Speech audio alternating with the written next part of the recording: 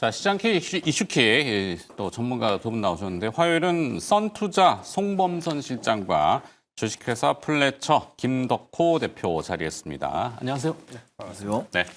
아침에 현대차 얘기가 주류 포인트일 겁니다. 자, 근데 이 표면적인 퍼포먼스는 화려했죠. 뉴욕 증시도 막 올라가고 백악관에서 이제 막 투자 발표하고 엄지손가락 척 이렇게 올렸을 거고 안 봐도 비디오겠죠. 자, 근데 이걸 곰곰이 좀 뜯어보지 필요가 있지 않을까 싶긴 해요. 자, 일단은 현대차 미국 내 투자 31조 원 앞서 김유정 아나운서가 한 번 더 정리해줬지만 4년간 이 내용이 이제 현대차는 이제 수입차 브랜드가 되나? 우리는 미국 내에 생산한 걸 이제 우리나라로 또 수입해 와야 되나? 우리 반반 정도 될 거예요. 지금 국내 생산과 그다음에 해외 생산이 그런 의미도 좀 있고 트럼프 대통령이 미국 관세 이제 안 내도 돼라고 하지만 미국 내에서 생산하는 현대차 이거 아닐까? 그렇죠. 여기서 생산하는 거에 대해서는 아직 언급은 없잖아요. 자, 이거를 좀 풀어달라고 이제 김덕호 대표한테 먼저 던지겠습니다. 일단 말씀하셨던 것처럼 관세라고 하는 거는 결국 이제 국가 간의 이제 무역에서 이제 상정되는 지수라고 보시면 될 것 같고요. 통관할 때 그렇죠. 통관세죠. 네, 그러다 보니까 결국은 이제 어떤 상품에 대한 가치 자체를 매긴다라는 개념보다는 이제 현지에서 생산한 것에 대해서는 묻지 않겠다라는 것은 당연한 논리라고 보고 있습니다. 그러니까 당연한 얘기를 아주 자랑스럽게 얘기를 하는 게 또 트럼프 대통령이 또 특기인데 네, 고용도 막 증가시키고. 그렇죠. 네, 여기서 이제 중요한 건 뭐냐면은 지금 미국 내의 언론사들이 지금 트럼프 행정부에 대해서 굉장히 지금 이제 양극화가 굉장히 심했습니다. 우리나라도 마찬가지고요. 그러니까 지금 미국 내에서도 지금 논란이 되고 있는 것이 지금 연준은 애틀랜타 연은 총재는 마찬가지로 금리를 연내 2회에서 1회만 인하할 수 있다라는 얘기를 할 정도로 지금 미국 경기가 상당히 좀 어렵습니다라는 얘기를 하고 있는 상황이고요. 네, 트럼프 대통령은 연준에다 금리 내려 막 이렇게 하는데. 그렇죠. 오히려 이제 지금 상반되는 입장을 취하고 있다 보니까 이제 여기서 이제 입장 차가 명확하게 나오는 것 같아요. 그러니까 미국 같은 경우는 좀 보수 언론을 많이 표현이 되는 이제 폭스뉴스 같은 경우에는 이 정책이 이제 오히려 아직까지는 금리가 높지만 부자 감세를 통해서 기업 경제를 활성화시킬 것이다 이렇게 지금 발표를 하고 있고 네. CNN 같은 경우에는 아무래도 조금 중서민층 및 서민층들의 좀 우호적인 평을 많이 보이다 보니까 지금 이렇게 했다가는 낙수 효과는 둘째치고 지금 실질적인 소비가 내수가 무너지기 때문에 기업들이 힘들 것이다 이렇게 지금 계속 기사들이 많이 올라오고 있어요. 그러면 여기서 이제 현대차가 과연 관세가 무서워서 수출하는 게 돈을 관세라는 거는 결국은 거기 수출이 되고 있다는 건데 관세가 무서워서 수출을 포기했다라고 보는 것은 그건 어불성설이라고 봐야겠죠. 오히려 지금 미국 내에서 진입 장벽을 깨고 들어갔을 때 가져갈 수 있는 이점이 있을 것이다라고 지금 판단을 한 것 같아요. 네. 특히나 지금 이제 우리나라 같은 경우에 일단 현대제철 사례를 한번 말씀을 드리겠습니다. 작년도에 철강업계가 굉장히 안 좋았죠. 그렇죠. 포스코도 그렇고 많은 기업들이 사실 중국산 저가 철판 때문에 굉장히 많이 힘들었었는데 현대제철이 2024년도 그 당시만 하더라도 어떤 선택을 했었냐면은 지금 미국에 현대차가 계속 이제 투자를 강화를 하고 있기 때문에 오히려 대미 투자를 강화하겠다라고 얘기를 했었어요. 그게 네. 작년 얘기입니다. 올해 부쩍 나온 얘기가 아니에요. 근데 이 상태에서 지금 이제 현대제철에서 막 갑자기 파업도 많이 나고 했는데 굉장히 강수를 뒀었죠. 그러면 우리 공장 셧다운 하겠다.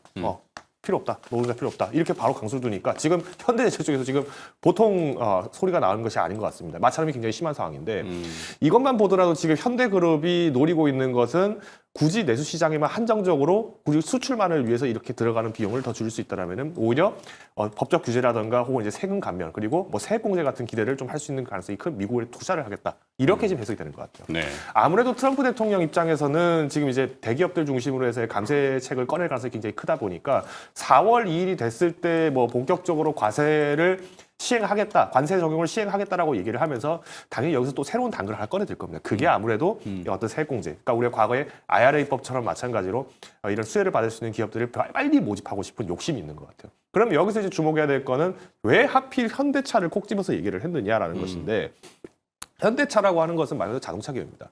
원래 제조업의 가장 큰 상징은 우리가 이제 조선 그리고 이제 자동차가 있는데 사실 저가 임금을 주고 쓸 수 있는 중국 시장이 있다 보니까 실질적으로 전기차 시장 누가 제일 많이 포지션을 갖고 있습니까? 중국 시장이 갖고 있었잖아요.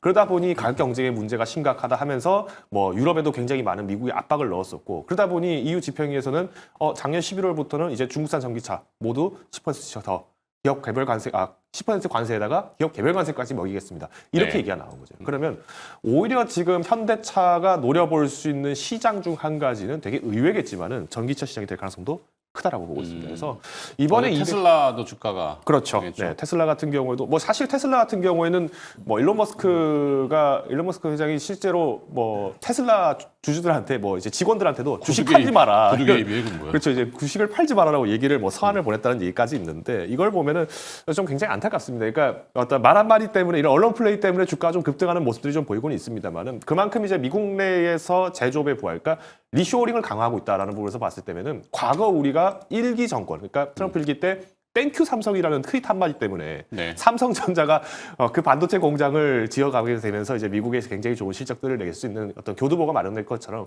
현대차도 이번에 투자는 굉장히 좀 큰 선택을 하지 않았나라고 말씀을 드릴 수 같습니다. 네.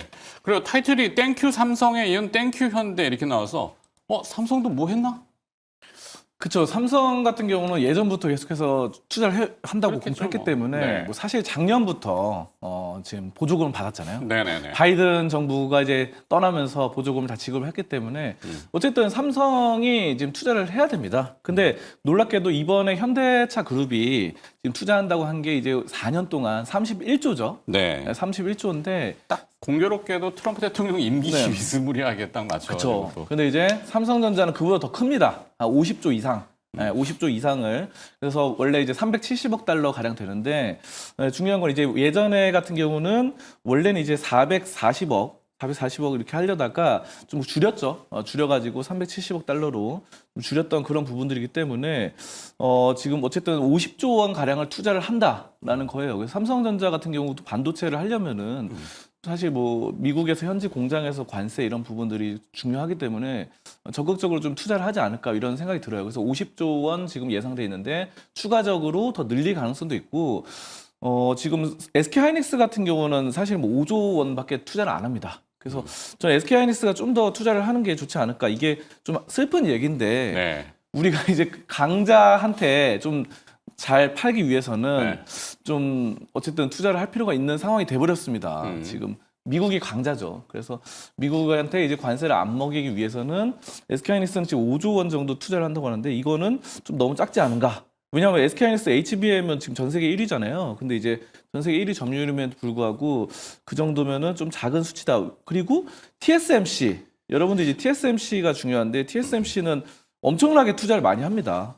그래서 지금 TSMC는 삼성이 아까 전에 이제 뭐 50조 이렇게 하면 TSMC는 이제 100조 이상, 130조 가량 이상 뭐 이렇게 투자를 한다고 하니까 TSMC에 대한 TSMC가 이제 투자하는 게 엄청나게 크다라는 점을 우리가 좀 살펴볼 수가 있겠고 그렇기 때문에 TSMC는 사실 뭐 지금 엔비디아로부터 수주를 제일 많이 받는 파운드리 업체죠. 그러다 보니까 역사적으로 엔비디아가 이제 수주를 했는데 수주는 TSMC에서 다시 가져오면은 대만 현지 공장에서 가져오면은 관세를 많이 물게 돼서 엔비디아가 손실이 커집니다. 그래서 최근에는 TSMC가 뭐 인텔의 그 파운드리 하던 거 약간 철수하고 있잖아요. 그런 것들을 인수하기도 하고 또 최근에는 뭐 TSMC가 1,000억 달러 이상 투자를 한다. 뭐 이렇게 하면서 뭐 130억, 140억 이상, 140조 이상 되는 것 같아요. 그러니까 우리나라 삼성전자의 뭐 2배, 3배 이상 투자를 하다 보니까 우리나라의 뭐 SK하이닉스 5조 투자 이런 것들은 좀 더 규모를 키워야 되지 않을까. 네. 그리고 현대차 같은 경우도 31조 들어가는데 여기에 대해서는 자동차 이런 것도 하지만 제철소 이쪽으로도 하고 있다 보니까 철강 이쪽도 좋을 것 같고 지금 보면 현대차 그룹이 사실 최근에 이제 보스턴 다이너믹스 로봇 네. 기업에 투자를 했기 때문에 로봇 그 보스턴 다이너믹스 로봇 보면 막 뛰어다니고 점프하고 계단 막 올라가고 하더라고요. 네. 뛰어다니고.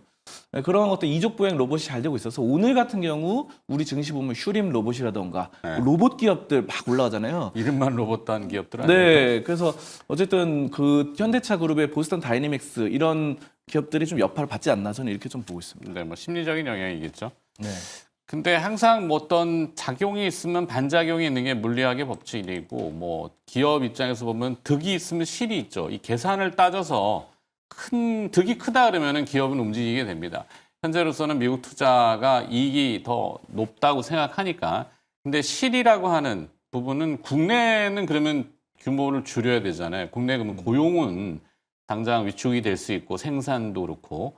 그럼 여기 내수 시장, 뭐 내수, 뭐 전체 내수도 마찬가지지만 그런 부분은 분명히 우리 증시에선 또 다른 그림자가 될 수도 있는 부분인데 당장은 그걸 생각하지는 않는 것 같아요. 그냥 지금 뭐 밝게 빛나는 그런 것만 봐서 보는데 실제 현대차가 했지만 주목받는 부분은 오히려 시세는 지금 다른 쪽에서 먼저 나왔단 말이죠. 현대모비스가 먼저 어제 움직였어요. 근데 어제 이제 시장에서 나왔던 거는 그 로봇 보스턴 다이내믹스를 이제 만약에 상장한다면은 기업 가치는 한 30조 원, 뭐 그 정도 봤을 때 현대모비스의 가치가 좀 저평가다 이렇게 얘기들을 하고 현대차도 정의선 회장의 그 지분이 분명히 보스턴 다이내믹스에 있단 말이죠.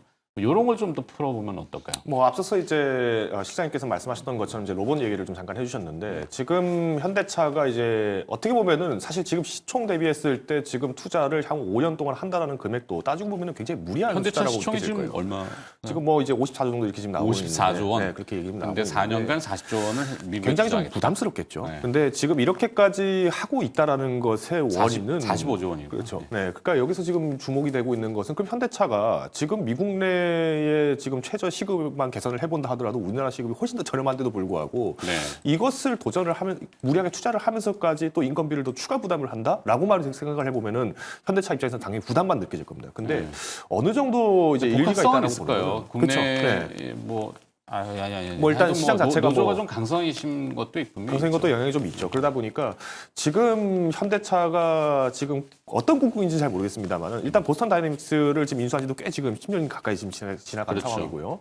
지금 어느 정도 이 휴머노이드 로봇에 대한 기술력이 조금 어느 정도 성장을 했다라고 지금 확신을 한 것 같아요. 네. 그러니까 지금 이제 굳이 미국에서 공장을 설립하려고 했지 미국인을 꼭 뽑아라라는 그런 주장은 없었다라고 생각을 해본다면은 오히려 공장 자체 부지를 빨리 확보할 수 있는 기회다라고 판단을 할 수도 있다는 거죠. 그런 의미에서 봤을 때 뭐 현대모비스가 갖고 있는 강점 중 하나가 뭐 보스턴 다이나믹스라고 하면은 뭐 주가가 좀 저평가됐다 이렇게 볼 수도 있겠지만 근본적으로 일단 현대모비스가 가지고 수 있는 기술 중에서 이제 자율주행 부분들 이 기술이 여전히 저평가됐다는 걸 볼 수 있겠죠. 우리나라가 사실 재작년인가요? 이제 로봇이 실제로 이제 일상생활에서도 이제 도로주행이 가능하게 법안을 개정한다 했는데 네. 실질적으로 우리가 지금 당장 뭐 배달 기사님들이 아직까지도 도로를 주행을 하면서 배달을 하고 있는 마당이다 보니까 사실 이 여기에 대해서 실제 사회 적용이 좀 어렵다, 약하다라고 지금 느껴지는 것 같아요. 반면에 미국 같은 경우에는 이미 뭐 고스트 로보틱스의 이제 사족 보행 로봇 같은 경우에는 뭐 경찰 경비견처럼 이렇게 같이 돌아다니면서 활동을 하고 있는 마당이기 때문에 네. 오히려 시장을 좀 확보를 하는 데 있어서는 일단 첫 번째는 이 자율주행 부분에서의 기술력을 당장 도입할 가능성이 크다라는 거. 그리고 두 번째는 이제 로봇 산업에 대해서의 어떤 그 상대적으로 기술 제약에 대한 어떤 규제가 완화가 되어 있다. 그리고 이제 미국 내 현지 기업이 있기 때문에 갈 수 있는 강점이 크다라는 부분에서 봤을 때면은 뭐 현대모비스가 좀 현대차가 투자를 한다라고 했지만 사실 실익은 뭐 현대모비스가 보는 격이다라고도 설명을 드릴 수 있을 것 같습니다. 네. 자, 또 비유를 써서 그렇습니다만 이 손발이 맞아야 뭘 해먹는다 그러잖아요. 그래도 뭐 손바닥이 마주쳐야 뭐 소리가 나듯이 사실 엊그저께 이제 그 산자부 장관이 미국을 갔어요. 그런데 이제 돌아와서 반도체와 자동차는 관세를 피하기가 어려울 것 같다. 이랬는데 오늘 아침에 현대차가 빡 발표하고 좀 뭐 백악관에서 와 이러고 그러면 이렇게 보다가 정부하고 소통을 안 하나? 그러면 이게 무슨 얘기지? 국정이 공백이다 보니까 기업이 알아서 각계 격파해라. 알아서 사세요. 네. 그러면은 조금 힘들잖아요. 네. 뭔가 좀 이렇게 맞아 들어가서 그래야지 으쌰으쌰하고 막 시장도 뭐 파급이 되고 산업도 조금 이렇게 되는데 이게 좀 탁탁 걸린단 말이죠. 제 느낌은 저만 그런지는 잘 모르겠어요. 제가 자꾸 삐딱하게 봐서 그런지 몰라도 아니 그거죠. 재료가 나오고 그 오늘 막 현대차에 대해서 북치고 장구치고 막 여기저기 경제방송 다 떠들 거 아니에요. 뭐 하다못해 공중파도 떠들고. 네. 그러면 거기에 맞춰서 투자하시는 분들은 지금 그거를 어떻게 결정해야 되느냐. 네, 이 얘기를 이제 여쭤보는 거죠. 현실적인 얘기를 여쭤보는 겁니다. 그렇죠. 지금은 뭐 사실 뭐 여러 가지 그 정부가 좀 사실 공백이 좀 크기 때문에 네. 좀 기업들이 스스로 좀 각자 도생이 좀 어느 정도 필요한 시점입니다. 그래서 네. 과감한 투자가 좀 필요하고 어쨌든 이제 미국이라는 강대한 시장이 있기 때문에 이쪽으로 투자를 하는 거는 긍정적이다. 그런데 네. 이제 다만 이제 31조 정도이기 때문에 이것도 이제 현대차 규모에서는 좀 큰 편인데 향후에 이제 좀 더 잘 된다고 한다면은 좀 더 투자를 해봐도 괜찮을 것 같고 지금 현대차 같은 경우는 뭐 아까 전에도 얘기가 나오셨는데 미국에는 이제 사실 인건비가 비싸잖아요. 네. 그래서 뭐 일자리를 1,300개 뭐 만들겠다 미국에 그리고 뭐 예상치로 보니까 100만 대가 미국에 팔릴 것이다 이러는데 사실 이거는 어느 정도 미국 내에서 만드는 건 어쩔 수 없는 지금 현재 시국이 그렇다 보니까 그런 거고 지금 인도 쪽으로도 상당히 기대가 되고 있죠. 현대차 그룹이 작년부터 해가지고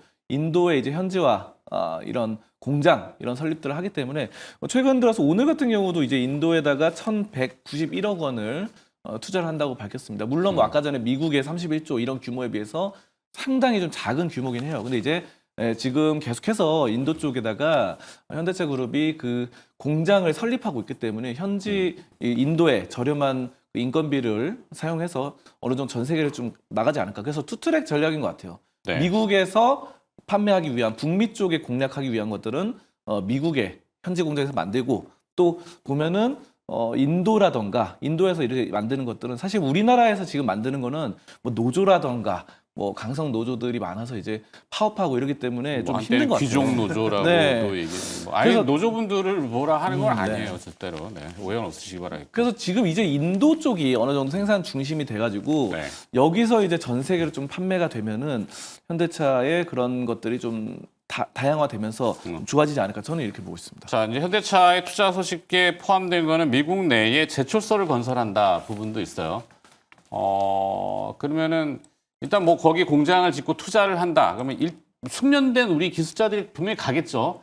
근데 그 투자 소식에 우리 대규모 인력을 보낸다. 이거는 지금 당장은 할 수 없죠. 거의 불가능하죠. 네, 트럼프 대통령이 뭐야 그럼 뭐 이렇게 될 수 있으니까 그쪽 현지 인력을 고용할 거고 채용할 거고 뭐 하여튼 그런 건데 일단 제철소 얘기는 뭘까 어떻게 또 풀어야 되죠? 뭐 앞서서 잠깐 뭐 서두에 말씀드렸습니다만 현대제철이 이제 지금 대비 투자를 계속 강화를 하고 있죠. 그러니까 네. 사실 이제 철강 쪽에서 지금 문제가 되는 것이 이제 강판 그리고 후판 쪽이 지금 계속 이제 중국으로부터 이제 덤핑 물량이 들어오다 보니까 뭐 미국이 선제적으로 관세 적용을 했습니다. 그러다 보니 이제 뒤늦게 이제 부랴부랴 한국도 이제 관세를 이제 올리게 되면서 이제 좀 철강주들이 좀 살아나나 이렇게 좀 기웃기웃거리실 텐데 현대제철 같은 경우에 이번에 건설을 짓는 것은 뭐 작년부터 계속 얘기를 했던 것처럼 현대차를 위해서 그러니까 현대제철은 현대차를 위해서 지금 물량을 계속 뽑아내기 위해서 투자를 하는 거다라고 이미 발표가 났습니다. 그러면 여기서 이제 건설이 됐을 때 중요하게 볼 수 있는 건 이거겠죠. 그럼 이제 그 에너지원을 어디서 끌어냈을 거냐? 옛날처럼 과거 네. 바이든 대통령 때처럼 뭐 태양열이라든가 혹은 이제 뭐 여기에서만 의존을 해서 하겠느냐? 그러지는 않을 거라는 겁니다. 그리고 이제 아마 이제 기사를 보신 분들 아시겠죠. 뭐 LNG를 뭐 이제 미국 LNG를 뭐 구매를 해서 뭐 발전소까지 짓겠다라고 얘기를 한 건데 이건 어떻게 보면 당연한 절차죠. 왜냐? 네. 트럼프 대통령 입장에서는 지금 유가를 저유가 정책을 펼쳐야지 오히려 더 유리하겠죠. 특히 이제 미국의 정유기업들이 뭐 좀 숨을 돌릴 수 있는 기회를 만들었다라고 하는 것도 바로 여기에 있는데 우리가 텍사스 중일주를 기준으로 이제 미국의 이제 석유 가격을 계속 이제 추정을 하다 보니까 의외로 많이 좀 잊혀지고 있는 게 셰일 오일입니다. 네. 그러니까 셰일 오일을 추출하는 과정에서도 천연가스가 나오게 되는데 이 부산발도 활용을 하더라도 사실 뭐 충분하게 유가를 낮출 수가 있겠죠. 그렇기 때문에 뭐 트럼프 대통령 입장에서는 사실 아쉬울 건 없을 거라고 보고 있습니다. 그러니까 뭐 꼭 굳이 LNG 쪽에 무조건 더 과투자를 해라라고 얘기를 하지 않더라도 나을 수는 있고 그리고 현재 바이든 행정부 당시에 이제 건립을 해놨던 상당히 많은 이제 추출 시설들이 있기 때문에 이 시설들을 활용하자라는 얘기로 보입니다. 그래서 어떻게 보면은 트럼프 대통령이 들어오면서 이제 신재생 완전 끝났습니다. 이제 뭐 다 공포 장세가 시작됩니다라고 얘기를 했지만은 사실 또 따지고 보면은 있는 인프라 활용하자 정도인데 네. 이게 워낙 이제 트럼프 대통령 발언이 좀 극단적으로 나타나는 경향이 있다 보니까 이제 석유주들이 좀 급등했다가 또 다시 빠지고 급등했다가 내일 빠지고 아침에 또 무슨 얘기할지 그렇죠. 몰랐어요. 이런 이제 공포장이 좀 나왔지 않나라고 말씀을 드릴 수가 있습니다. 그래서 일단 현대제철의 건설 가능성이 굉장히 좀 크다라는 점에서 한 번 더 주목해 봤을 때 지금 현대제철이 사실은 2달 사이에 주가가 좀 많이 폭등했다라고 얘기를 할 수 있을 정도로 좀 네. 주가 변동이 좀 컸습니다. 다른 여타 제철 기업에 비했을 때는 좀 많이 변동이 컸기 때문에 일단 현재 시점에서 가지고 계신 분이라고 하면은 뭐 당연히 한 번 정도는 더 한 1, 2주 정도는 더 홀딩을 해볼 수 있겠지만은 네. 뭐 당장 다음 주에 또 공매도가 있기 때문에 좀 비중은 좀 일부 축소하시는 격으로 가는 게 맞지 않나. 그래도 우리가 계속 이제 관심을 둬야 될 거는 이 현대제철은 눈여겨볼 필요가 있다 말씀을 드리겠습니다. 네. 자, 그러면은 또 뭐 뒤에서 아버지가 미국 출장 가신대. 그러면 우리 따라가나? 현대차와 그 부품업체들 얘기죠. 네, 부품업체들은 심리적으로는 같이 오늘 움직이는 것 같아요. 시세는 어떻게? 부품주들이 사실 뭐 우리나라 같은 경우는 완성차 업계에서 현대차, 기아차 이 두 회사가 거의 대다수를 장악하고 있기 때문에 이 현대차, 기아차를 벗어날 수가 없습니다. 완성차 네. 업계. 그러면 부품 업체들은 이 차들의 결국은 집중을 하고 수주를 맡길 수밖에 없다 이런 식으로 볼 수 있겠고 부품업체들 다양합니다. 여러 가지 뭐 다양하게 되는데 그래서 지금 대부분 이제 수주 밸류체인을 형성하고 있는 기업들은 저는 긍정적으로 판단하고 제가 볼 때 오늘 좀 괜찮게 좀 모멘텀이 나온다 보는 종목은 HL 만도입니다. 픽을 그러면 오늘 네. HL 만도로. 네, 이유는? HL 만도가 이제 일단 현대차, 기아차에 납품을 하고 있어요. 현재 부품을 납품하는 거죠. 그 부품 납품하기 때문에 어쨌든 지금 현대차, 기아차가 미국으로 진출해서 하는 거에 직접적인 수혜를 받을 수밖에 없는 상황이고, 그래서 지금 사실 뭐 이 종목이 좀 약간 무거운 상황인데 오늘 모멘텀이 나와주면서 4%, 5% 상승하면서 뭐 22이동 평균에서 돌파하는 그런 흐름들이 나타나고요. 두 번째로는 현대 기아차뿐만 아니라 GM이라던가 포드 이쪽으로도 계속해서 고객사로 두고 잘하고 있습니다. 네. 납품 잘하고 있고 또 아까 전에 인도 말씀드렸는데 현대차가 이제 인도 쪽에다가 대규모 생산 공장을 설립하잖아요. 네. 자, 그런데 HL 만도가 또 그에 발맞춰서 인도 쪽으로 지금 다양한 회사들과 함께 손을 잡고 사업을 펼쳐 나가고 있습니다. 그래서 부품 쪽으로 어쨌든 현대차가 움직이는 쪽으로 계속해서 같이 그 궤를 같이 하고 있다라는 측면 좀 상당히 긍정적이고 이 HL 만도는 부품을 아주 잘 만들기 때문에 매출이 꾸준하게 올라가지고 2025년 기준으로 9조 원 이렇게 9조 원 좀 넘어설 것이다 이렇게 좀 판단합니다. 매출이. 자, 그렇기 때문에 좀 상당히 좀 긍정적이다 보고 부채 비율도 낮은 편이고 굉장히 또 유보율 회사의 현금흐름이 좋기 때문에 저는 HL 만도가 이제는 어느 정도의 저점의 박스권 구간을 넘어서서 이게 지금 2021년부터 계속 약세였거든요, 사실은. 네. 그래서 4년 동안 약세를 벗어나서 다시 한번 2021년에 그 당시 89,000원이었는데 그때까지는 단기간에 못 가더라도 6만 원대까지는 좀 접근해 볼 수 있지 않겠나 이렇게 좀 보고 있습니다. 좋습니다. HL 만도. 어제 우리 오우장 디펜스 김종효 이사가 한번 얘기했던 것 같긴 한데, 네. 이따가 또 다시 한번 여쭤보고 그거는. 그다음에 이제 김덕호 대표는 탑픽 기업으로 뭘 보시겠어요? 뭐 만도가 나왔으니 저는 세연이화를 좀 가지고 왔습니다. 서연이화. 네, 사실 이제 현대그룹과는 뭐 조강지처라고 얘기를 할 수 있겠죠. 굉장히 네. 오랫동안 이제 근무를 같이 해왔었고, 뭐 어떻게 보면은 이제 뭐 도어 트림이라던가 이제 시트 이쪽에서는 사실 이제 내장재 쪽이다 보니까 이제 서연이화가 반드시 이제 낄 수밖에 없다라고 좀 말씀드릴 것 같아요. 그리고 이제 서연이화의 강점이라고 한다라면은 사실 이제 우리가 자동차 얘기를 하면 항상 이제 중국 얘기가 많이 나오는데 중국 시장을 놓쳤냐? 그건 아닙니다. 그런데 이번에 이제 판매 비중 이제 2024년도의 매출 비중을 보시면 분들은 아시겠습니다만은 인도 쪽이 실질적으로 세연이와 내부에서는 좀 매출 비중이 좀 줄었다라고 얘기를 하시는 분들이 계신데 사실 매출액 자체가 올해 늘었습니다. 그러니까 오히려 성장했던 곳이 어딘가 보니까 미국 시장이었어요. 그러니까 중국 시장에서의 빠진 부분들을 오히려 이제 미국 시장으로 전환을 빠르게 하고 있다는 점에서 봤을 때 긍정적이라 볼 수 있을 것 같고요. 그리고 마찬가지로 테슬라에도 지금 세연이와가 납품을 하고 있죠. 그러다 네. 보니까 가져갈 수 있는 강점이 굉장히 큽니다. 앞서서 만도 역시도 굉장히 뭐 포드라든가 많은 GM 그리고 이제 이런 기업들에게 대해서 미국 기업들에게 납품을 하는 것 같이 서연이와도 미국 고객사들 그리고 이제 유럽 고객사들을 많다는 강점이 있습니다. 뭐 복스바겐이라든가 뭐 아니면 스탄티스 같은 기업들에 맞춰서 납품하기 때문에 뭐 취향에 따라서 만도를 선택하셔도 되고요. 아니면 뭐 서연이와는 조금 답답한 격은 있습니다만은 뭐 어느 종목에 좀 차이는 좀 있기 때문에 뭐 취향에 따라서 차이가 나지 않나로 말씀을 드리겠습니다. 네. 김덕호 대표는 서연이화로 정해주셨습니다. 자, 오늘 이슈 킥, 그다음에 시장 킥 이렇게 정해봤는데요. 선투자의 송범선 실장 그리고 주식회사 플래처 김덕호 대표와 함께했습니다. 고맙습니다.